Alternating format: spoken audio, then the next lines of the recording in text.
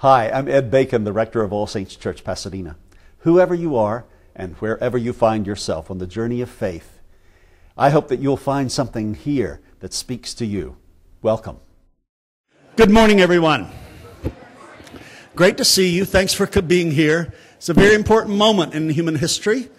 All sorts of things are in our hearts and minds as a result of the Boston Marathon bombing. And we have two of the best thinkers in the world to reflect on that with us. I'm not given to hyperbole. I simply an objective reporter in life. These are two friends of mine, two friends of this place. Being around them as leading Muslim thought leaders and also practitioners of Islam, the true Islam, always makes me a better Christian. Salam Al-Mayadi and Dr. Maher Hathout, both leaders in the Muslim Public Affairs Council and also the mosque, my mosque on Vermont Avenue, an Islamic center of Southern California. They have stood with us every time we have been vulnerable, and we have tried to stand with them every time they've been vulnerable. And it is a mutual admiration and support society. And I have literally had my life changed and my thinking changed because of conversations I've had with these two leaders and being in the presence of them when they were speaking or preaching. I could give you all of their academic stuff, but what's more important for you to know from my heart and mine this morning is that we are at another crisis in our country in terms of Islamophobia and in terms of wanting to do right by all youth in this country. And I want them to come and illuminate us with their thinking. Will you please vigorously and warmly help me welcome Salam Al-Mayadi and Dr. Maher Hathout. Welcome, my brother.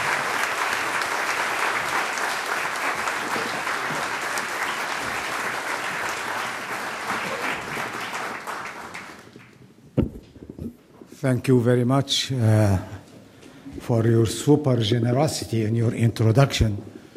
And I was telling Salam when you said two of the best brains in the world, I said this means that the world is in a very sad situation, which is probably true. I'm no stranger to the place. I feel at home as usual, and there is always a sense of deja vu, nostalgia. I have been here before, I know those people. So there is really warmth and pleasure in talking to people like you, but there is actually peace, because usually we talk to forums where hostility is in the air, you can cut it with a knife, and then the groups vary from each other in their ability to hide this hostility. We who are trained in that, we see it anyways. Like we see love here, you can hold it and cut it with a knife. We see hostility when hostility is there, and we feel it. So it is kind of a nice break to be here to talk to talk about something that's very important to us. And there are three points I want just to touch on, then let the younger generation step in. Number one, the issues we are talking about are not new. The issue of extremism and the phobia, which are usually feed in each other, so they are a malignant animal on their own, because you can tell whether people go to the extreme because they feel the phobia and the hostility or the racism or what have you, or mainstream become hostile because they are afraid of the extreme elements that manifested their criminality and damage in Boston. So I'd like that we look at these things as a complex, not as one element. They are a combination. And based on that, they are not new. Those are not new. And I think the three elements that we are talking about, which is extremism plus phobia, add to it the lack, and I know that I dare to say that only here, lack of awareness of the vulnerability of our democracy. That's point number two. Number three, of course, the pockets, what I call the pockets. These are pockets that are bent on, they feel that the other does not have the same right that I have because I am better. It comes in several forms. It comes in the form of superiority, it comes in the form of racism, it comes in the form of discrimination. It comes in several forms, but the bottom line is we are better, and those are intruders, others, dangerous, strange, weird, etc., etc. This last one is as old as, I think, as the creation. I should not lecture about Genesis in a church, but really, at least Genesis, the Quranic copy, says that when God created Adam and Eve and ordered the angels to prostrate, and they did, and one of them refused, that is Satan. And when he told him, why didn't you do what others did and prostrate to that being that I created? He said, I am better than him. And so he goes in the chronicles of history as the first racist in creation. So Satan is the first racist because he said, I am better than him because of what I am made of. You created me from fire, you created him from clay, so fire is better than clay. I don't know why, but in his mind. The point I'm trying to make is these issues are not new. And this is telling something about us, that we keep repeating ourselves to ad nauseum. We keep repeating the same pattern of I am better, they are dangerous, or we are against them, etc., repeatedly throughout human history. It comes sometimes to be exaggerated, like now, and it pops up in places that it shouldn't have. I understand that there are certain countries that are based on ideologies or on religious interpretations or whatever. You can find, you understand that you find that. But in the United States of America, to have these trends playing a major role in our life is very disturbing, and this is why I added the vulnerability of our democracy. In any religion, and all of you are, you understand very well what religion means to people. In any religion, there are two different copies of the same religion. And I call them, in my crazy classifications, that is, there is the religion of God, and there is the religion of people. Why? Because the religion of God has to be, because He is God, has to be inclusive, because He created all of those who belong to all the other religions too. And He is their merciful being, the compassionate being, He is the promise for all of us, that even if we suffer sometime now, we are depending on His grace and on His mercy and His justice to settle the accounts at the end of the day. So the religion of God is actually what God wanted for people. And it does not take a genius to discover that this is spelled out clearly in Judaism, in Christianity, and in Islam, and in sometimes in decent human nature, without even belonging to the religion. There is the voice of God in every human being, since God blew from His Spirit in Adam, that is telling him or her something about the value of humanity and the value of life. So that's the religion of God. And the religion of God, because that's the religion of the Almighty, does not need brokers, does not need agents to herd the people to the religion.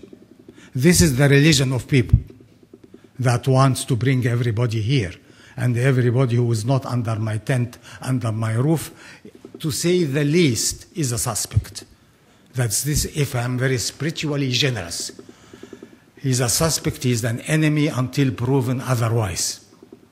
So that classification of religion to the religion of people and the religion of God is very important point for us to understand. And not only to understand, to act accordingly.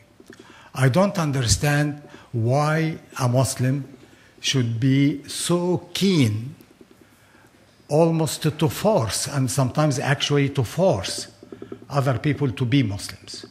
Why didn't God do it? He has more means, I guess, and more facilities, probably, and more resources to make that endeavor. So why do I volunteer to be the agent of God to bring people home? Or as in Islam, the extreme kind of religious of people, they say we bring them to the straight path. That's your straight path, enjoy it. Go and walk the walk. But why the other guy probably have a motorcycle or like to climb mountains? Why? It's none of your business. No, but this is what God knows. God didn't want that. God told you, if you believe that this is the straight path, spend the energy there.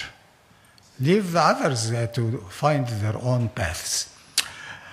So the other copy is the religion of people, which is based on, as I said, this is our religion. So it becomes a tribe.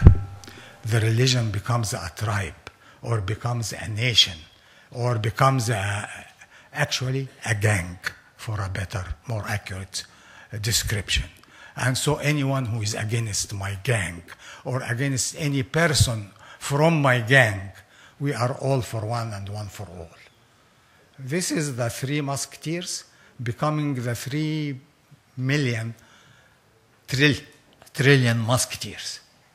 If you hurt a Muslim, I'll stand in line with my brother. Or if you hurt a Christian, no matter what, I'll stand. This is tribalism, not the religion of God.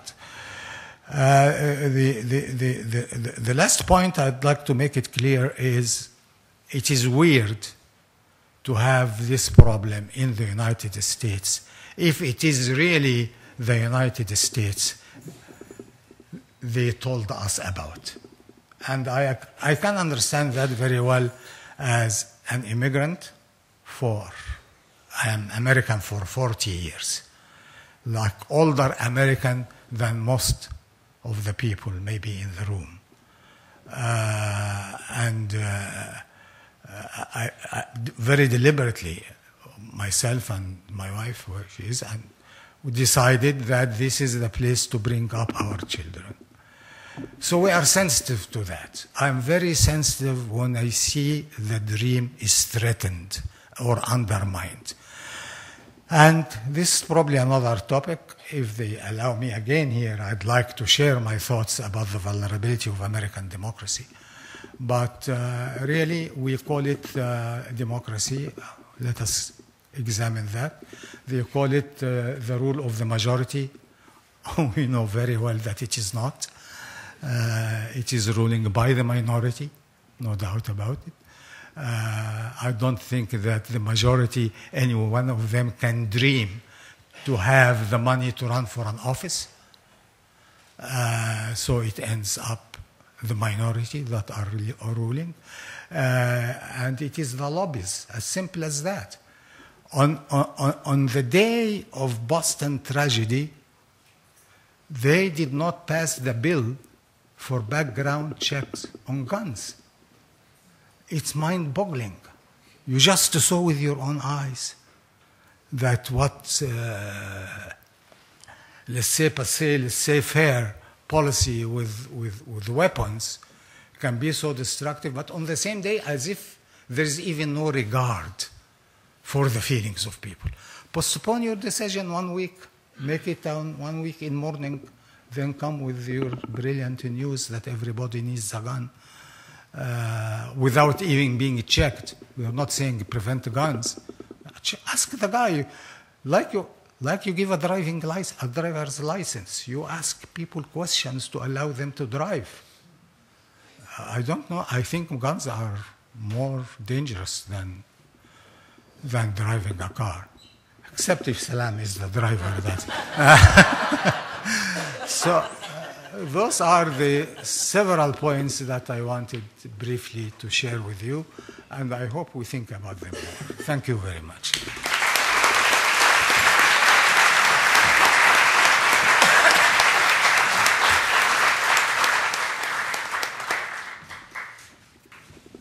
Thank you, Dr. Atut. Thank you, Reverend Bacon, everyone, for inviting us again.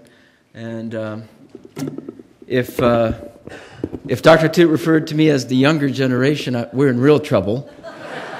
And if he means by I'm the younger generation because the way I drive, we're in real trouble. So, they say that what happened in Boston, there was an article that asked the question, is it Columbine? Is it more like Columbine, or is it more like a terrorist situation? And the reality is it's both. First of all, we can get into what defines violence against civilians as not terrorist act and violence against civilians that are a terrorist act. There's a lot of politics to that. But for the sake of this discussion, I think what we're dealing with, in particular with the Boston marathon bombing, is related to the crisis of young men in our society that resort to violence, to act out their despair and their depression. And when they do, they resort to addiction, addictive behavior, whether it's sex addiction or drug addiction or alcoholism, domestic violence, problems with their families, not being able to hold a steady job, all of the above. In the case of Muslims, young Muslims especially, there is one more category, and that is being recruited by extremists on the internet. And I think in the case of Boston, this is where everybody is focusing their attention on. That this young man who was the culprit in the Boston Marathon bombing, and he dragged his brother into this, was involved somehow of what we call online radicalization. The problem with that, of course, is that you have, let's say, 5 million or 6 million Muslims, but one bad apple is defining all 6 million of us. So the challenge for us is, how do we get the 99.9% of Muslims to define the narrative for American Muslims in this time at this place, and not allow the 0.1% to define us? And if we can achieve that, that not only solves a lot for American Muslims in terms of their rights, in terms of defining themselves, in terms of controlling their destiny, and getting away from the paradigm of victimhood to the paradigm of championing, being the champion of what's good for America. But it also solves a lot for America, because America, unfortunately, continues to look at, in terms of popular discourse, in terms of when you turn on the TV and you watch CNN talking about how it's the mosques who are radicalizing these young men, it is the religion that is driving this extremism, and so on and so forth. A lot will be solved for America in its misapprehensions about Islam and Muslims. And being able not only to include American Muslims in its pluralism, but to make them part of the solution, help them in becoming part of the solution that would make America even a greater country than it is today. So that is the challenge. How do we get the 99.9% to be the fulcrum of the narrative as opposed to the 0.1%? And it is an ideological battle, as Dr. Hattout mentioned. The ideological battle is the extremist ideology that distorts Islam to serve selfish and political interests, uses Islam to be an exclusivist religion, whereas the mainstream says Islam, as it is defined in the Quran and the traditions of Prophet Muhammad, as a pluralistic faith, as an inclusive faith, that is part of the global society, that every Muslim is supposed to be serving humanity. Number two, they look at jihad as a means of terrorism and violence against not only non-Muslims, but Muslims who don't agree with them. And if you look at the records now, most of al-Qaeda violence in the world today is harming Muslims. Most of those who are victims of al-Qaeda terrorism are Muslims in Afghanistan, in Iraq, and in other parts of the world. Number three, they look at their theology as being one that needs to be imposed on people, and hence it is a coercive faith, whereas the mainstream Muslims, as the Quran says, let there be no compulsion in matters of faith. So this gives you a glimpse of the ideological battle, but it also shows, I think, to all of us that the ideological battle should be won by the mainstream, because most, if not all, of its underpinning is based on the Quranic tradition, is based on authentic Islam. Whereas terrorists and extremists, according to a study by Gallup, use political justification for their extremist ideology. In other words, the United States has a military base in the Arabian Peninsula, therefore it is okay to kill Americans. Palestine is being ignored, and the rights of the Palestinians are being violated every day. Therefore, it is okay to violate the rights of anybody that doesn't support the Palestinian people. So they look at grievance as a fuel for their extremism and violence. We look at grievance as an opportunity to partner with people who believe in human dignity to resolve that grievance in a nonviolent manner. So I think we can work together in this ideological battle. Number two, if you look at the case of the Boston Marathon bombing, the culprit, that gentleman was in a mosque, and in that mosque, they were talking about Martin Luther King Jr., and he stood up and he said, we should not talk about Martin Luther King Jr. because he's not a Muslim. And the mosque, seeing that this young man has problems, they kicked him out of the mosque. They shunted him. And herein lies a problem. There's a solution and a problem. The solution is keep the mosques free of any of this radical ideology or sentiment, so we are clean. We are not going to be scrutinized by the FBI, and all of our members are at least in good shape. And every mosque has done that, especially in the last 12 years. Even before that, there was a shunting of Adam Ghaddan from the Islamic Society of Orange County back in the 90s. So he was kicked out of that mosque. He became the spokesperson for Al-Qaeda later. So the shunting, while it is an understandable reflexive action, it is not a transformational action. And as Constance Rice looks at violence of young men, we need to go from the transactional to the transformational.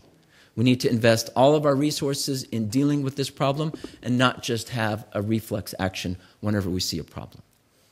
So in dealing with online radicalization, therefore, of young men, there needs to be intervention, not shunting. An intervention of counselors, of peers, of religious authority, of whatever. And we need more resources in our community to deal with that, both online in terms of the ideology of the extremist and countering that, as opposed to what we call the theology of life that will counter the cult of death online. And when you have to go online, you have to say it in a way that is more appealing to young people. We just can't have people preaching online, but there needs to be a way of doing it by leveraging innovative technology and having our message there.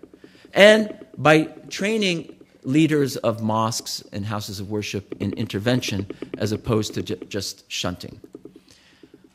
The other point I want to make about this problem is that looking at this issue is a lot like looking at preventing gang violence. When young men are recruited into gangs, it's very similar here when we're looking at young Muslim men being recruited into extremist groups, whether it is online or personal recruiters. And when we deal with that, again, going to the model of not only Constance Rice, but of Father Gregory Boyle, when he deals with young men, you don't go to a person and say, hey, I need to talk to you about this potential radicalization problem in your group. Immediately, you are out of the equation. You cannot talk to them. But talking among young people about challenges and opportunities, about their opportunity not only to be leaders in the Muslim community, but to be leaders of our country, to be the champions of human rights, to deal with grievances and redress them in a nonviolent manner, and to give them opportunity and hope, and to provide social programs in underprivileged communities where there might be economic problems as well. That, I think, is something that we and Reverend Ed Bacon and us have been talking about, having a symposium on that with Father Gregory Boyle and looking at the comparisons and the contrasts as well. Now, LAPD tried that model before. It was called LAPD mapping. The problem is law enforcement should not be in the business of social engineering. No one should. And law enforcement should not be in the business of theology. It is correct to map out communities that need help, but that is a responsibility of religious and community leaders. There should be a division of labor right now where when there is something criminal, we inform law enforcement and we say, we don't know how to investigate this, you investigate this, and deal with the problem. Unfortunately, in many of the cases, law enforcement has been tipped off, but because there's so much noise of Islamophobia, they're looking in the wrong places. So we have to help them look in the right places. But more importantly, it is a responsibility of the community to determine and identify their own theology, not government or law enforcement. The last thing that we want, I'd like to say, and then we'd be happy to enter into a discussion after this, is the paradox of terrorism and oppression. Terrorism is used as an instrument to publicize a cause.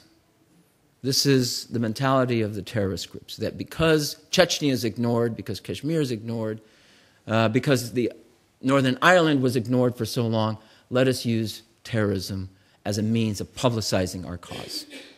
Unfortunately, it works. Because when we see terrorism happen, it does give attention to that cause. And unfortunately, it gives negative attention to that cause to the point that people care less about those causes and care more about their immediate security. So that's the paradox of terrorism. And it, aside from it being immoral and evil. The paradox of oppression, when a superpower is aiding and abetting oppression, and there are grievances, and people react in a violent way, they look at the violence and they say, it's not time to deal with the grievance because otherwise we are actually then fueling more extremism. The actual fuel for that extremism is in the root cause of injustice. So we look at dealing with terrorism in a dual track. On the one hand, we isolate the extremists and anyone that's involved in criminal activity, they must be dealt with through law enforcement. On the other hand, we must deal with root causes of despair, root causes that are basically telling us we have to deal with injustice either now or later, and it is better to deal with injustice now than later. Thank you very much.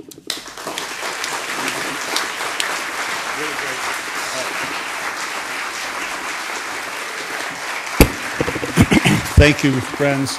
If you'll please raise your hand, let's get the microphone to you now on either side so we can get some questions. Here's one in the back, Bob.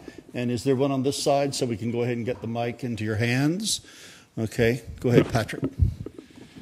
First of all, I just want to say what a welcome sight it is to see you two back in the All Saints family. I think back to last year when MPAC so graciously honored our church to host their convention here. What I wanted to ask was this. It seems like so often when some kind of a terrorist incident happens, we kind of go into this paradigm of focusing in on this being a Muslim problem and explaining things away from that perspective. And while that educational work is important, what could we do that goes beyond that instead of reacting this way, we talk maybe more in terms of like what kind of community building efforts are unique to the different Muslim cultures that you could help teach us who are in the Christian community? You're the community builder. Yeah. All right. Number one, we are the one who have been honored by the church when we imposed our convention on the space. So it's an opportunity to thank all of you again. This is exactly on the spot. The extremism and terrorism are not a Muslim problem. This is an American phenomenon that takes different shapes and forms and is contributed to by different groups. I mean, the McVeigh is one. All the violence in mid-cities that is not attended to, the violence against children and the violation of women, all of these are forms of terrorism, but in different forms and on different scales. In the case of Muslims, someone sometime told the people that they do that because they believe in Islam. Even in this last tragedy, I was extremely mad at Muslims from one side and at some media outlets. The Muslims, it really bothered me that lots of Muslims, even in my family, you know that we spent several days without knowing who did what. And the Muslims were saying, let us pray to God that he's not a Muslim. Brother, it makes no difference now if there are people who are killed because they are running a marathon, whether the murderer is a Muslim or not, but this reflects a psychology that, please God, not let him be a Muslim. And when the first pictures came, some people said, Alhamdulillah means thanks God, he looks Caucasian. Oops, he's a Caucasian Muslim. That was the killer now. And people were baffled. I'm talking about Muslims now. This is a handsome, young, white boxer. I'm biased to boxers because I was. And the only thing in the mind of people that triggered him is his faith. That's the only thing that differentiates him from any mainstream America.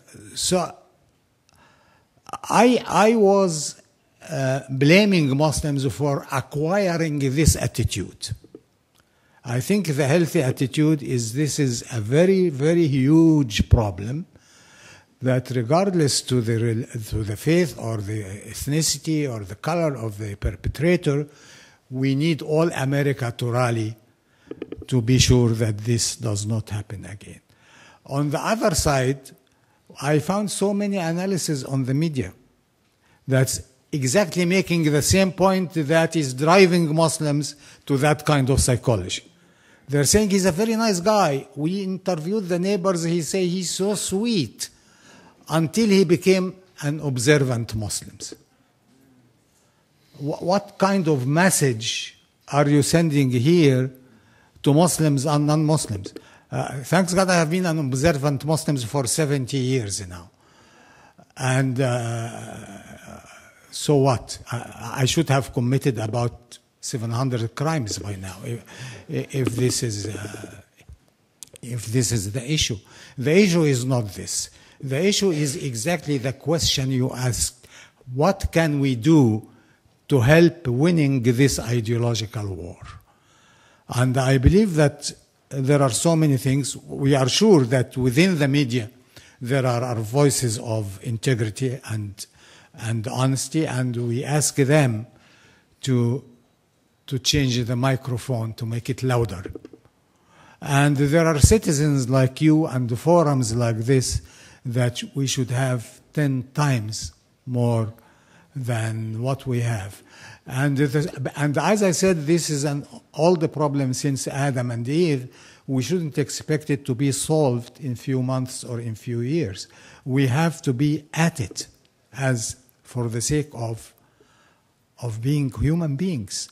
We have to stay at it with vigilance and with determination and with purity of the heart and the spirituality that connects us to the source of the truth. Where's the next question? Right here? Okay, please. Yeah, it seems to me that all three monotheistic religions have a problem with young men who become these extremists. And my idea is, I want you to see what you think about this, is that much of that is based on a very literal interpretation of the sacred texts, that they believe these are the exact words of God, that they believe that their way is the only way, their God is the only way. And in Christianity and in Judaism, we have branches that try to fight that kind of theology or debate that kind of theology, such as All Saints Church in Christianity, maybe the Reform branches in Judaism and so forth. And I was wanting to know, is there a strong effort by leaders and theologians of Islam that is trying to develop a theology and a way to get to these young men who are saying, listen, let's not take this literally. Let's not take this as inerrant. Mm-hmm. There's another way to look at this. Yeah. Supposedly the young generation should have answered the question, but young people don't know what is what.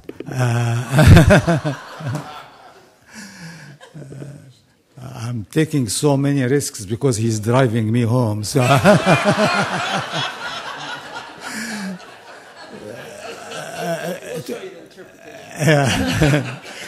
to be fair to young people, all what your description is correct, but at the same time, they are the ones who really carried religion to the world. Religion and all good ideas were not carried by old people. It was carried by the vigorous, adventurous, cheerful young people. So we should not form a kind of bias towards people because they are young, and yes, they didn't acquire yet the experience they do. And as somebody said, youth is a wonderful thing. Too bad it is spent on young people. But this is a reality. Your point is, yes, not youth. I have supervised our youth for 14 years. So I really rolled with them in the dust a lot. Youth wants to be able to make a change. That's the whole thing. While we, all the people, want to maintain peace and the status quo, young people are antsy to make a change.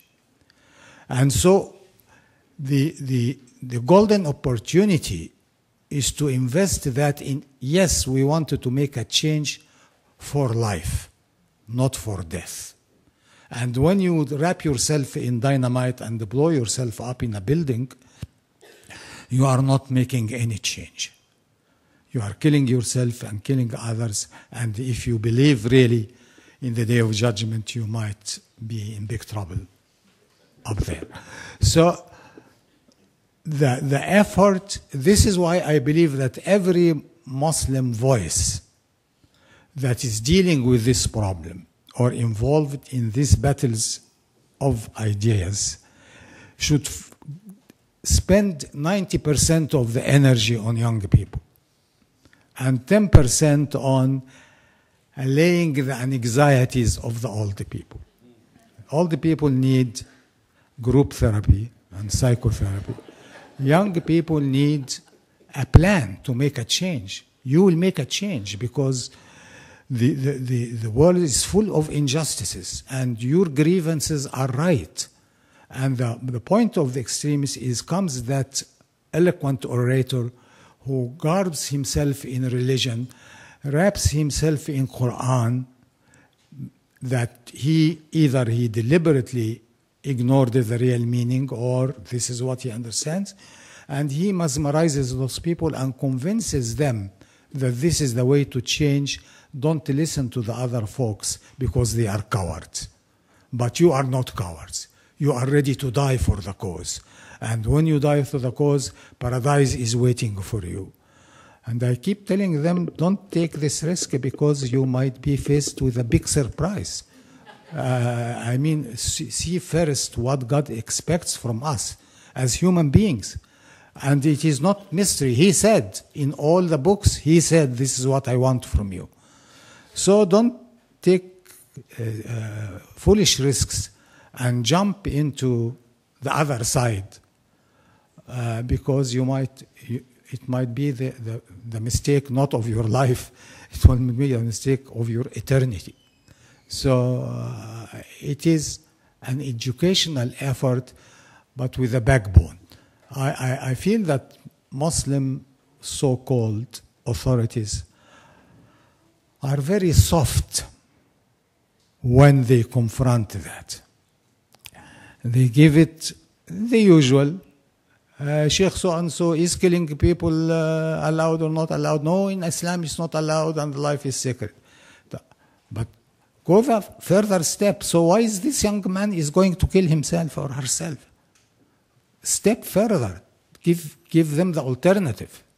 Tell them, I am with you in the trench to fight, to ratify the grievances that we all have. Not look, otherwise you are really calling for peace because you are a coward. It doesn't work both ways. Is there another question? You can wrap it up. Salam, we have to stop. Do you want to say something, Salam? Yeah, or just let one more person, then we can. You'll have to answer quickly, though. Yeah. I just wanted to know your thoughts about what you think profit motive might be, how that might be involved in what's happening with the Muslim community, the prejudice against the Muslim community. You said something that reminded me of how inner city African Americans were targeted to sell drugs and then eventually to become the people who would be the customers of the corporate prison system. And when we were dismantling the Cold War machine, all of a sudden we could radicalize Muslims and have a reason to spend ungodly amounts of money on defense to fight this new fear. And in actuality, it's such a small piece of what your history and the history of your people. So I just wanted to your response to that. Thank you. Yeah, just again, very briefly, on that issue, there's definitely a cottage industry that exploits people's misgivings, fears, misapprehensions, ignorance about Muslims and Islam, that exploits 9/11, that exploits a lot of the political upheavals in the Middle East and South Asia. And it is written by the Center for American Progress in a paper called Fear Incorporated. It is a $43 million industry that is only the PR component of that industry. But is it part of a larger machine of the military-industrial complex, of other special interest groups that want more contracts for more weapons to countries that only use those weapons against their own people? Absolutely. Or against civilian populations? Yes. So it is a larger problem. And that's part of the profit component of that. It is exploiting fear and ignorance.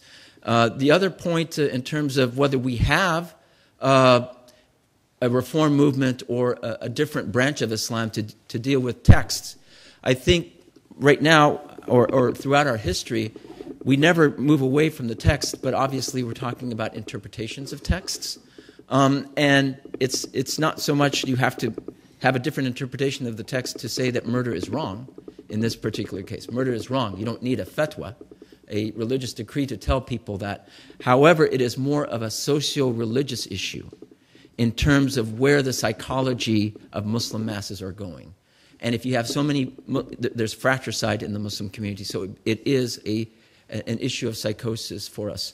And for the American people to deal with their political extremists, with our political extremists that only look to that when we look at the Muslim community. So in terms of that reform movement, it is well and alive, it is strong, but it is authentic to the text. However, its distinction is that it looks at Islam and how we can apply Islam for the future, not be hung up with the past.